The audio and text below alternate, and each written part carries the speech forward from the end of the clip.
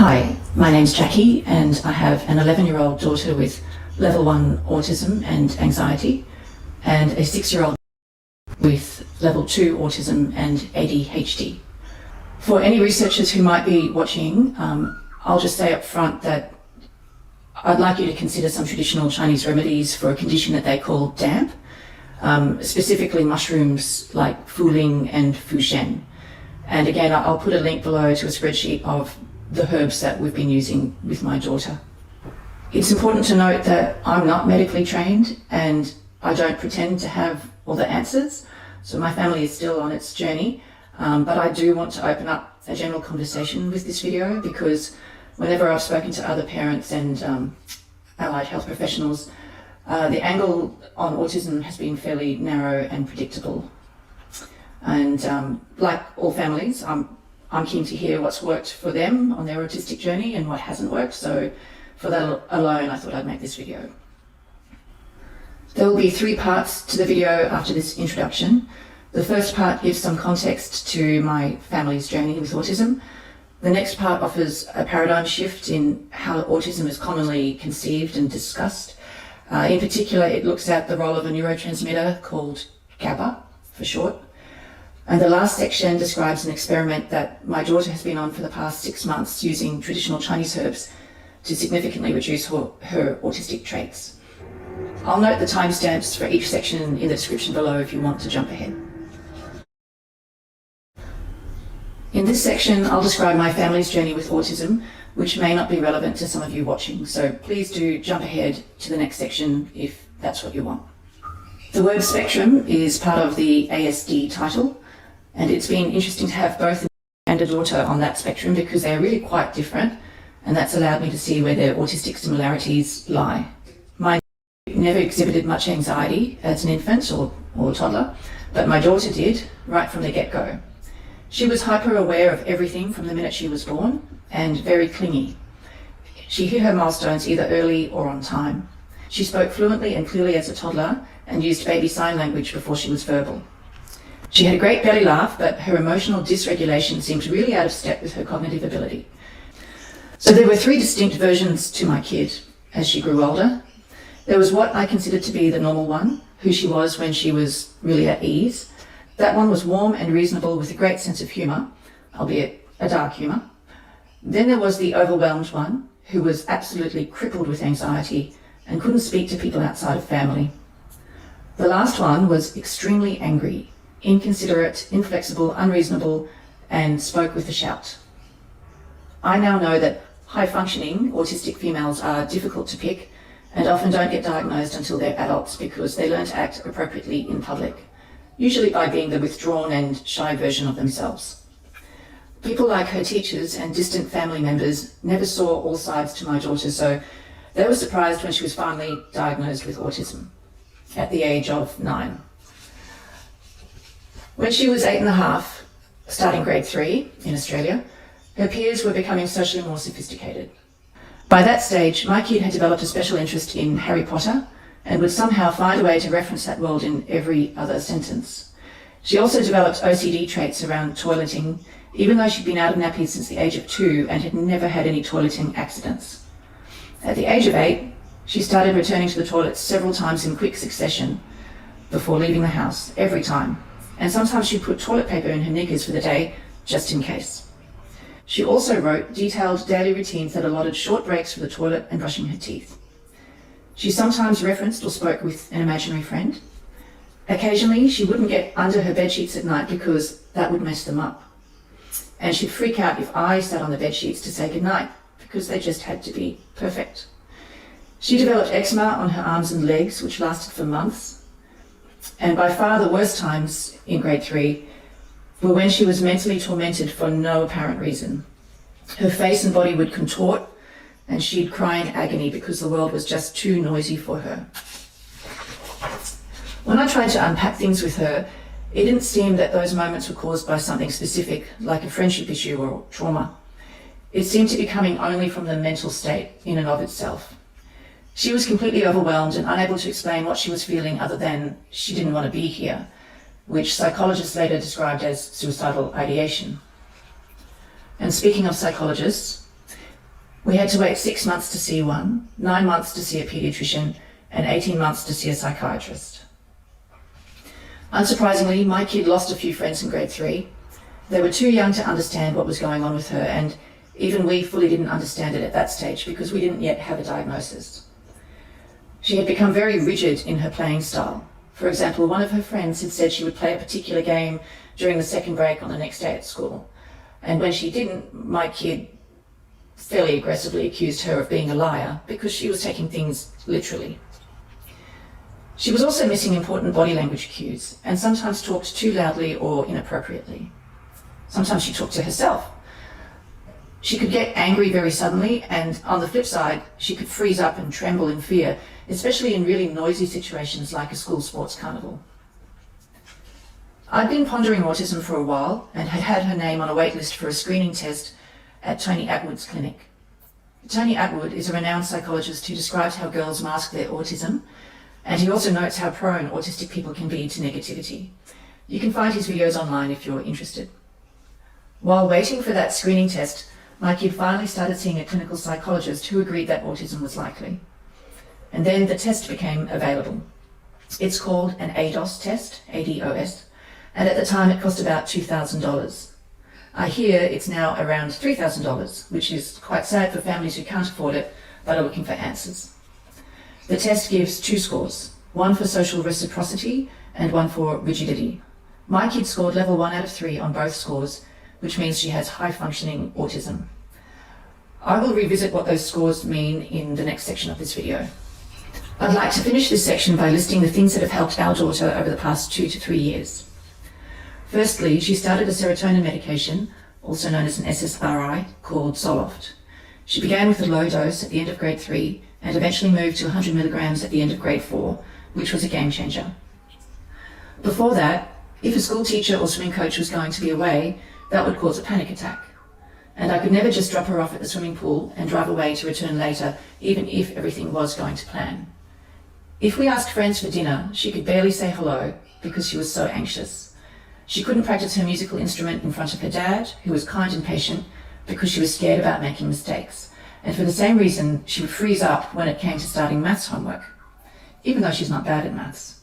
So that anxiety medication hasn't just helped her general mood, but also her academic development. I've now spoken with other parents whose kids are the same age with both autism and anxiety, and many of those are also taking 100 milligrams of an SSRI. Secondly, we've always been upfront with our daughter about what we think is going on with her brain, so that she can consider that when she's framing things in her mind. At first, she was shocked by the diagnosis and she didn't want to be different, but now she readily accepts and understands it. She's also open about it with important friends. Thirdly, it's helped to meet other families in the same situation, and we've recently started having monthly autistic meetups. I can't recommend this enough if you have an autistic kid. It really helps your child to not feel like they're the only weird one out there, but you do have to be proactive to find these families. Some universities run social programs for autistic kids, and there are some Facebook and NDIS-funded social groups in many Australian cities. For autistic girls, and even for non-autistic girls around the age of 10, I also recommend the books Kind of Spark and Good Different, because they describe how an autistic person might see the world, and that will help your daughter to not feel quite so odd as well. Last but not least, we've had some success with Chinese herbs, which I'll describe in the last section of this video. All the while, our kid has maintained a fairly healthy diet, with swimming and music lessons and the support of a close-knit family. When we received the diagnosis 2.5 years ago, I was not at all familiar with autism. I thought autistic people were really easy to spot, like Dustin Hoffman in the movie Rain Man. So I started watching shows like ABC Australia's Love on the Spectrum and You Can't Ask That to just try and get my head around subtle forms of autism. I often heard that there was no known biological explanation for autism, that it was permanent, could be genetic, looked different in everyone, yet was diagnosed via traits, and those specifically were a lack of social reciprocity, which means social give and take or social awareness, and rigidity, which means being inflexible, capable of hyperfocus and fixations, or displaying repetitive behaviours such as tics. Social reciprocity and rigidity are scored by a standardized ADOS screening test for autism. The highest score is 3 for each of those. A level 3 autistic person is generally non-verbal and needs a lot of functional support. A level 1 autistic person is sometimes referred to as high functioning. The other thing I often hear about autism when talking to both parents and health professionals is that it should be considered part of the normal spectrum of human neurodiversity. Non-autistic people are increasingly being called neurotypicals, at least in Australia, and there is a push to celebrate neurodiversity with a focus on how we can change an environment to fit the individual instead of how an autistic person should fit into normal society. Personally, I think it's fairly obvious that an environment affects individuals, and especially autistic people, but I'm going to throw a wee spanner in the works by questioning whether autism is in fact a permanent or natural condition that should be celebrated. Based on my observations of both my daughter and how these line up with some research from the past decade and a bit, I'm inclined to think that autism is more likely a dysregulation caused by a chemical imbalance that affects a neurotransmitter called GABA. Before I describe GABA, I'll first share what the commonalities are that I've observed between my daughter and me. They're both good, warm-hearted kids, but they can both get stuck on seemingly insignificant details, like whether we should call a toy truck green or khaki. They can both get overwhelmed by a sudden change of plan, and that can just stop everything. They both get overstimulated by loud, noisy environments, especially social ones with lots of people talking over a long time frame. Even just putting a spoon on a table could be enough to make my daughter jump, so you can imagine what noisy school sports carnivals used to do. They both sometimes talk too loudly without realizing it, and they can both hyperfixate on a topic of interest, like dinosaurs for my and Harry Potter for my daughter. They can both get very angry very quickly. They both have days when their autistic traits seem stronger or weaker, and we call that the autism wave. Sometimes the wave is in, and sometimes it's out. When it's in, almost everything you say is met with negativity, resistance, and frustration. They can both have autistic meltdowns, usually after being overstimulated, and that's when the anger just goes like round and round, whipping itself up into a storm that can last for hours. Frustration is probably a better word than anger for those meltdowns. I'm lucky that my daughter and me are not too violent, but I know of other families where the walls are frequently smashed in. And last but not least, both my daughter and me can be hypersensitive to sensory input. For example, my kid has gone to pieces more than once in the change room after swimming training because the sensation of water on her skin at that point is driving her insane. She doesn't just say, "I don't like the feeling of this water on my skin." Instead, she starts hyperventilating, and you can see the whites of her eyes. She pulls at her hair and cries and says like, "I don't know what's going on." And that's from a sensory trigger that 90% of the time is just not an issue. Now I'll describe what might be going on with GABA and autism based on some of the articles I've read. GABA is a neurotransmitter that is made from and partnered with another neurotransmitter called glutamate. The role of glutamate is to stimulate your brain. The role of GABA is the opposite. It allows you to inhibit stimulation. I want you to imagine that you're reading a book while a dog is barking in the distance. Glutamate would stimulate your mind to stay on task and read the book, while GABA would allow your mind to mostly ignore the dog that's barking. This partnership of glutamate and GABA allows you to have a foreground and a background. It allows your brain to prioritize information and see things in context. GABA specifically allows your brain to transition from one task or one thought to another because it can shut down stimulation and focus. In the research, authors have noted that GABA is not functioning as it should in children with autism. In fact, not only is it not doing its role of inhibition, it's exacerbating the situation by being stimulatory, like glutamate. Autistic brains are therefore hyper noisy. The sound of a spoon being put on a table must ricochet through my kid's head, and each droplet of water on her skin after swimming must pierce her, because her brain can't dampen those signals the way a neurotypical brain can. It's not just external sensory information that can't be turned off. it would be internal too. So, for example, last year my kid told me about a book that she couldn't continue to read because her brain had got stuck on some mental imagery. She'd been reading a passage where someone punched someone else, and that image stayed in her mind on repeat, and she couldn't move past it. So she said she tried to imagine the reverse. She tried to imagine that person unpunching to see if she could just let go and continue on, but she couldn't. And in the end, she put the book away and came in to see me. Likewise, an autistic meltdown could be due to a lack of GABA, because in that situation, the person is unable to let go and transition out of it. A lack of GABA also explains rigid behaviours like special interest topics, which autistic people are known for, when they go deep and hyperfixate on things, because there's less GABA pulling that person back from the topic to other topics. For those who have level 3 non-verbal autism, it could be the lack of GABA that stops the brain from making practical sense of the world. In order to process language, you need a foreground and a background. You must be able to prioritize information in order to make sense of it. But without GABA and glutamate in balance, you can't do that, so the world must be like a soup of sensory stimulation. I don't know cellular biology, so I didn't read the GABA studies in great depth, mainly just the abstracts and discussions. From what I understand, it seems that the switching of GABA from inhibitory to stimulatory has something to do with intercellular neuronal chloride. And that in turn is affected by a ratio of body fluid. And that, in turn, has led researchers to test a diuretic on kids with autism in countries like France, Sweden, China, Tunisia, and the Netherlands. Specifically, these researchers tested Bumetanide to switch GABA polarity back to inhibitory. The results were correlated with dose, with testing ranging from 0.1 to 2 milligrams.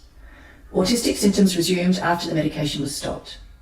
As with all academic peer-reviewed research, there is much debate regarding research design, and there's a need for longitudinal studies and so on. For me, the important part of these papers is how well the GABA model fits with my personal observations of my daughter and my... If autism were due to neurological wiring, as was first told to me, then the autistic wave shouldn't be able to come in and out on a daily or weekly basis. Surely that wave is more likely from a chemical issue than a wiring one, which is more permanent. 1 week, my kid is as neurotypical as they come, and the next week, we're on eggshells. Now I'm going to suggest how the GABA model might fit with the ADOS screening test for autism. The ADOS test gives 2 scores, as I mentioned, one for social reciprocity and one for rigidity. To me, those criteria are manifestations of the same thing if you look at them from a GABA perspective. Without GABA doing its job, you can't easily prioritize information. It's like all information is equal, including information from the big toe that's telling you that the sock isn't straight. More information is going into an autistic brain for processing because it isn't being filtered as automatically as in a neurotypical brain. One way to cope with this overwhelming situation would be to develop tunnel vision. Another would be to minimize extra information wherever possible, and that includes the use of routines, because that way a person knows what to expect, and there is less information to process.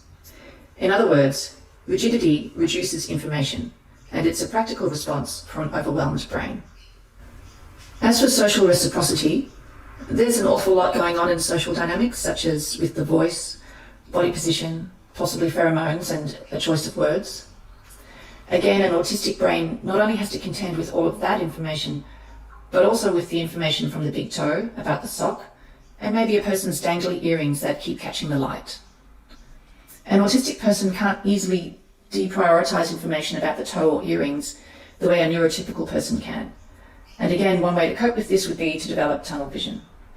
That's why an autistic person might pay attention to what is literally being said, the words, while missing cues like how the speaker might be yawning or looking away while talking. Social reciprocity requires social awareness, but that awareness is limited if you have tunnel vision. And I think tunnel vision is a practical response to an overwhelmed brain. The articles I've read on GABA never proposed connections to rigidity and social reciprocity in the ADOS test, and nor did they offer analogies like a book and a dog, foreground and background. But that's how I'm assimilating their information about neurotransmitters into my lived experience with autistic kids. I became aware of the GABA research about a year ago and briefly mentioned it to my kid's psychiatrist then, who quite rightly said that there were always new theories popping up and that every theory needed many years to be proven, especially when medication was given to children. I left things at that until earlier this year, when my kid had a bit of a social crisis at school. I don't blame her peers for not understanding her. I know how hard it can be to live with someone when they're being inflexible, emotionally dysregulated, and socially unaware. But that doesn't make it any easier to watch things unravel. In brief, we started to consider homeschooling, which is less than ideal, and I know many parents of autistic kids have been in that situation. Before making that decision, I drew a connection between the GABA theory and traditional Chinese medicine, which I have some experience with, and decided to give that a shot. I know that most of you watching this video will only have had experience with Western medicine, and you might hold great reservations about alternative therapies. You might put Chinese medicine in the same bag as naturopathy, homeopathy, Reiki, Ayurvedic medicine, and so on, but I ask that you don't, because I'm not super familiar with those other therapies, but I know that they're all quite different. I'll use another analogy, this time to introduce the language of Chinese medicine. The analogy is a tree, and you are the tree. Imagine one of your branches becomes diseased, such as with a parasite or rot. A Western approach would be to focus on just that point of the disease. It might spray an insecticide directly on the area, or it might cut the whole branch off. A Chinese approach would instead focus on the whole tree, including the roots and the situation of the tree, and ask why the tree wasn't strong enough to resist disease in the first place. Did it not have enough sunlight or water or nutrients? Or did it have too much of any of these? Chinese medicine looks for an imbalance as a cause for weakness. Neither approach, Eastern or Western, is inherently better or worse, because in my opinion, they are better suited to different elements. Chinese medicine uses environmental words to describe conditions in the body, much like it would with a tree in its environment. Specifically, it uses the terms hot, cold, dry, damp, and windy. Each of these is linked to a primary organ, a flavour, and even a season, which I'll summarise on the screen. The main thing to note is that Chinese medicine looks at the big picture by addressing the interplay between these conditions, between the organs, instead of seeing and treating each condition or organ in isolation, which Western medicine does. Continuing with the analogy of the tree with a rotten branch, I can imagine why cutting off the limb immediately might be necessary. If someone has a mangled arm from a car crash or shark bite, you want Western medicine to take care of that directly and quickly. But there are a lot of illnesses, including mental and autoimmune illnesses, that warrant a more holistic approach, because they hint at an overall imbalance that can't be pinpointed. In Western medicine, when you refer to an organ like the heart or the liver, you are literally referring to that physical organ. But in Chinese medicine, it's different. The organs are considered more by way of their function than their physicality, including, I suspect, how those organs contribute to the endocrine system and the general chemistry of the body. If you think in terms of chemicals and not physical organs, that's when you can see a better fit for the poetic language of Chinese medicine, like hot and cold. For example, if you were to give someone an amphetamine, you could say that they run hot, and they're likely to jump around with superhuman strength. If you gave them heroin instead, you could say that they ran cold and were likely to go to sleep with a drop in blood pressure. The Chinese medical language was developed many thousands of years ago, before we had modern biological terms, and though it may sound abstract, it is coherent within its own framework. A term I haven't yet mentioned, but which is central to Chinese medicine, is qi, spelt Qi, which means energy.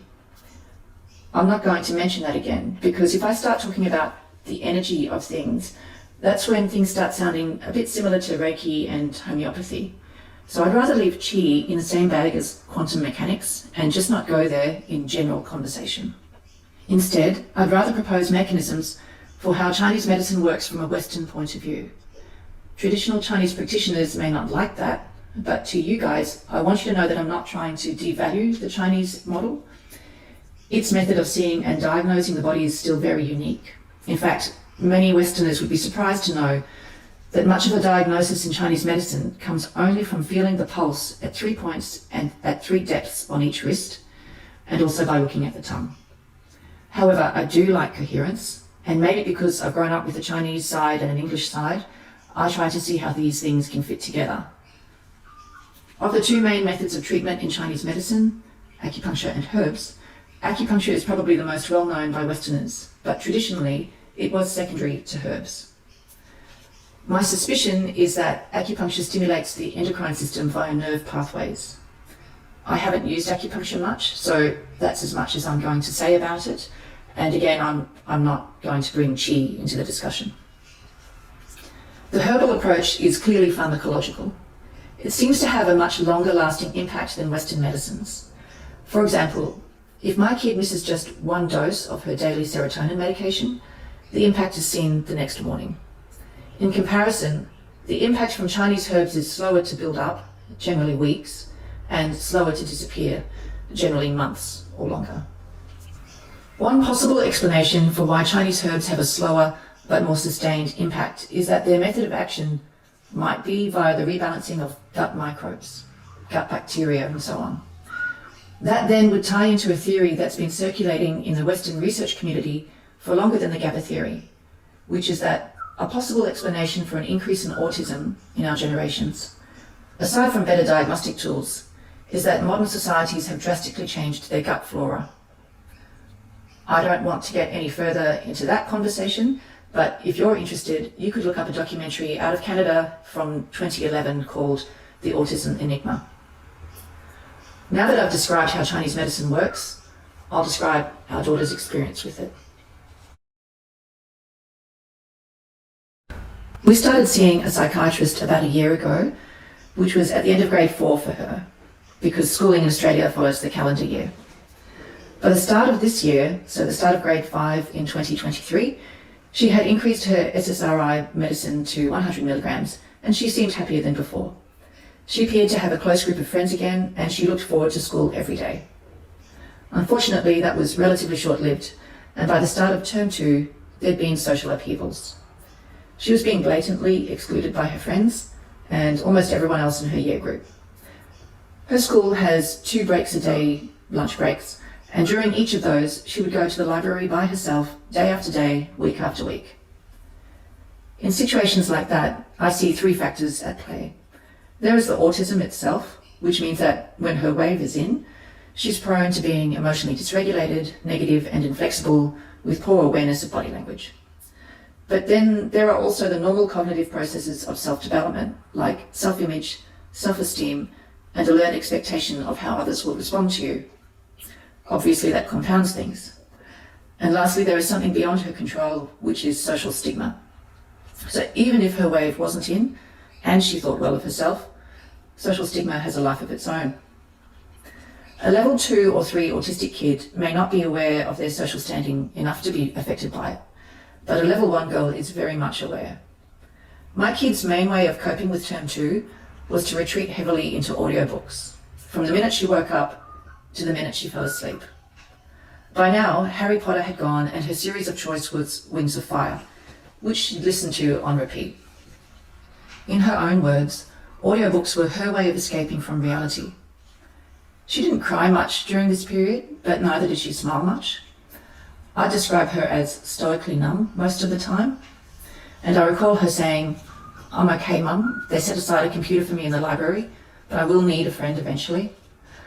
By the end of the term, she'd started to crack, and we entered what I'll call crisis mode. Her autistic wave was bigger, with more temper, frustration, panic, and so on. And I was seriously considering homeschooling because the issues she faced at this school would eventually be the same in any other. And neither was I sure about sending her on the school camp in 3 months' time because I wasn't sure that would be a positive experience for her. I had already read about the GABA link to autism and the trials using the diuretic called Bumetanide. I also knew that the only thing her psychiatrist was likely to prescribe was an increase in serotonin. I figured that serotonin was a mere band-aid to cope with the stress of an overstimulated mind. I'm very glad for it, but I didn't want to keep increasing it with every crisis that comes along.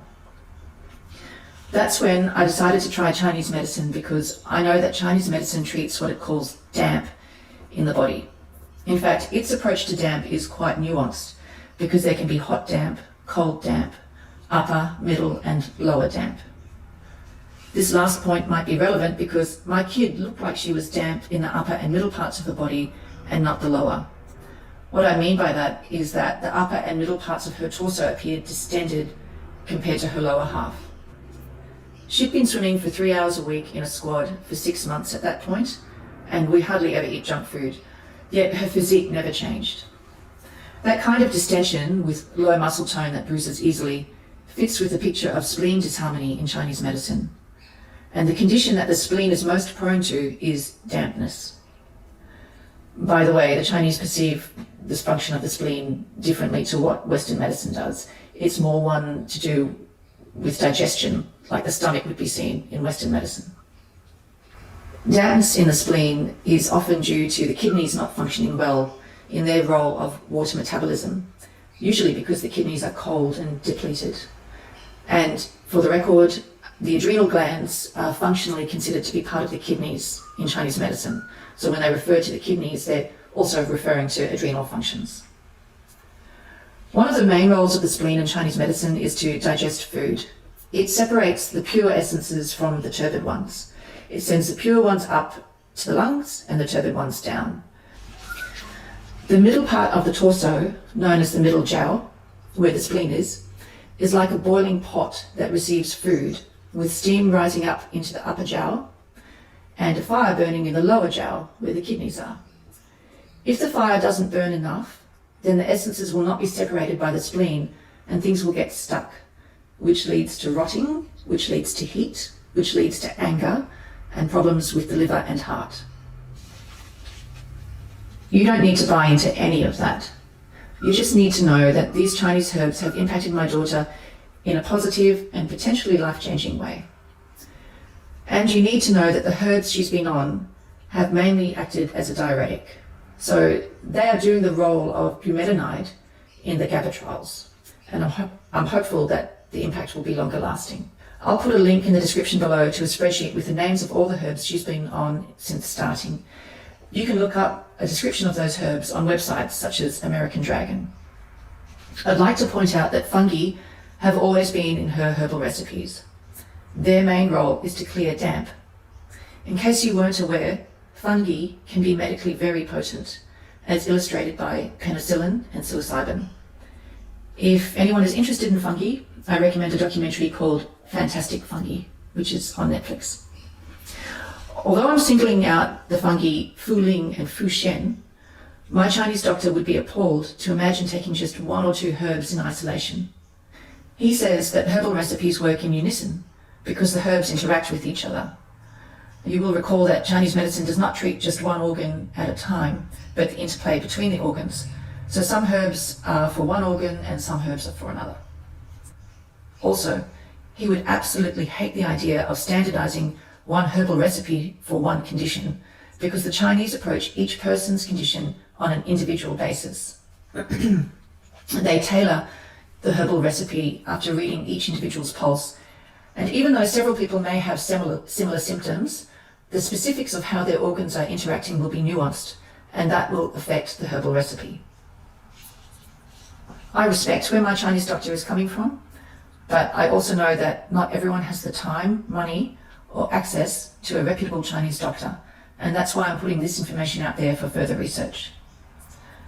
As with Western doctors, it's hard to know who to trust as a Chinese doctor and who might be a quack. One of the issues with finding a good Chinese doctor is that they need an artist's skill when it comes to reading the pulse. It's a bit like being a musician. You might know loads of music theory, but unless you can play your instrument for hundreds of hours, that theory won't enter your fingertips as a skill.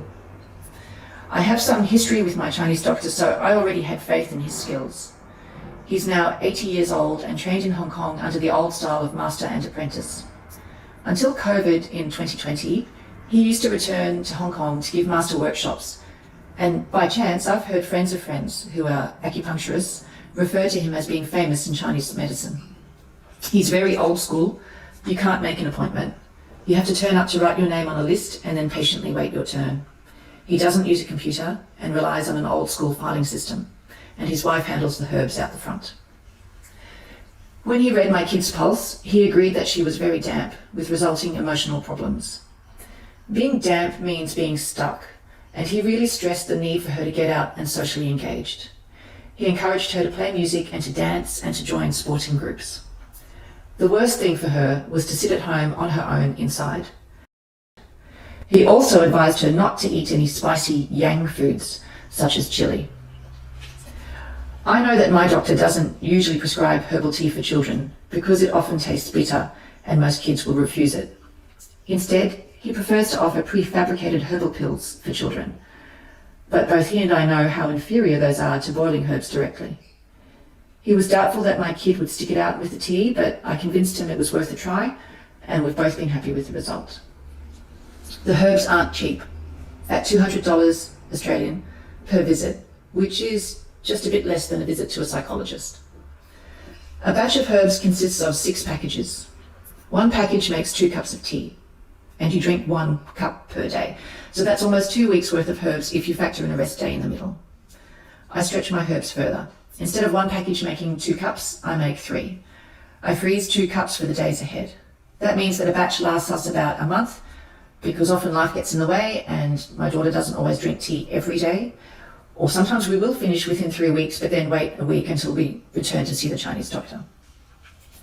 If you're going to try Chinese herbs, don't use a steel or aluminium pot to boil them because the doctor says they interact with the herbs.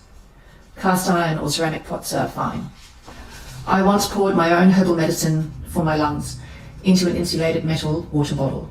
It took a full year before that residual flavour left my water bottle, which I guess was aluminium or steel, so I'm guessing there was a chemical reaction of sorts. To make the herbal tea, I add 6 full cups of water to a pot, with the aim of reducing this by half by simmering. I find it easiest to use an induction cooker so that I can easily control the temperature and time. After bringing the water to the boil, I simmer at 1000 watts for 5 minutes, then lower the heat to 600 watts for about 50 minutes. Every time I boil Chinese herbs, the water goes very dark, which could be mushroom ink. After simmering, I strain the tea and pour my 3 cups. I immediately freeze 2 of those. Before giving a cup to my daughter, I reheat it slightly in the microwave and add a teaspoon of honey and a drop of vanilla essence. At first, my daughter was resistant to having the tea, but she has since become grateful for it, even if she does still roll her eyes. Since this was to be an experiment, I kept a log of events. Within the first week of starting tea, she did seem a little calmer and less needy of audiobooks, but it was subtle.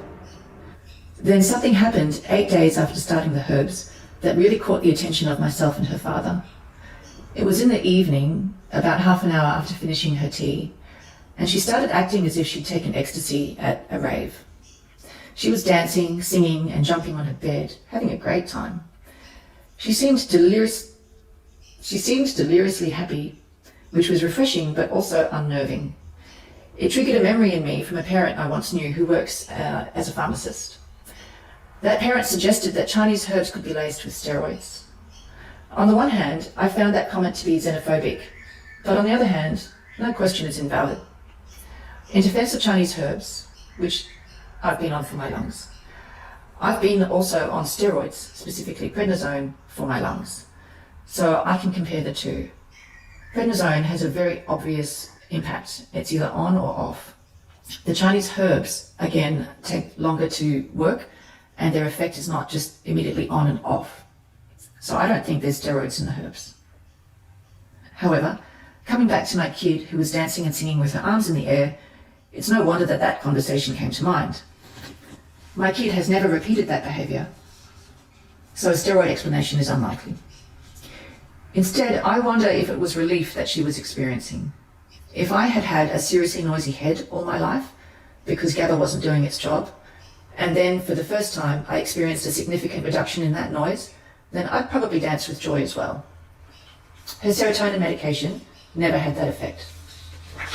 In the days ahead, I noted a significant change in her attitude as we went to school.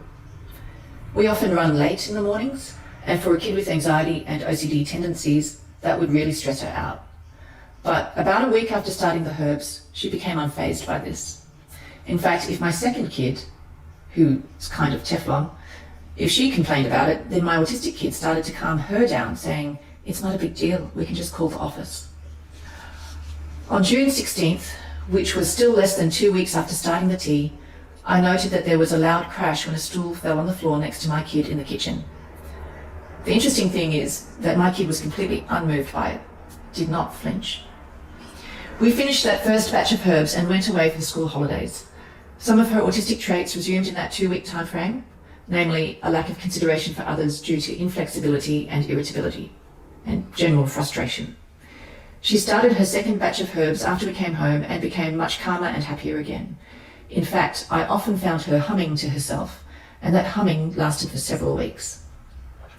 6 weeks after starting the very first batch of herbs, I noted that she was no longer seeking audiobooks, even though she was still going to the library by herself during lunch breaks. At one point, she mentioned having a dry, sore throat, and I wondered if that was the diuretic action of the herbs, because she was otherwise well and full of energy. Slowly but surely, over term 3, her relationships at school began to improve.